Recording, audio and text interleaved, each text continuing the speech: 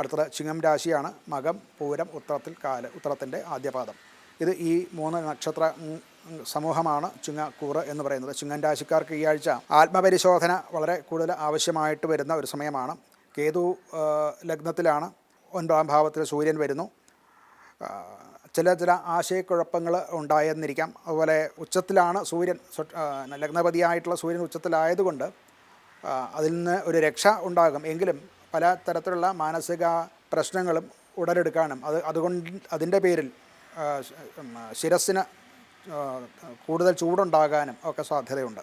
ജോലി സംബന്ധമായിട്ട് ചില പുതിയ മേഖലകൾ അന്വേഷിക്കാനും ഒക്കെ സാധിക്കും. അതുപോലെ പഠനത്തിൽ കൂടുതൽ ശ്രദ്ധ കേന്ദ്രീകരിക്കാൻ സാധ്യതയുണ്ട്. സാമ്പത്തിക കാര്യങ്ങളിൽ വലിയ മാറ്റമൊന്നും വരാനില്ല. എങ്കിലും ചിലവുകൾ കുറച്ച് കൂടുതലാകും. അവ നിയന്ത്രിക്കേണ്ടതാണ്. അതിന് വേണ്ടതായ കരുതലെടുത്തില്ല എന്നുണ്ടെങ്കിൽ ചില കഷ്ടനഷ്ടങ്ങളോ കടങ്ങളോ ഒക്കെ പെരുകാൻ സാധ്യതയുണ്ട്.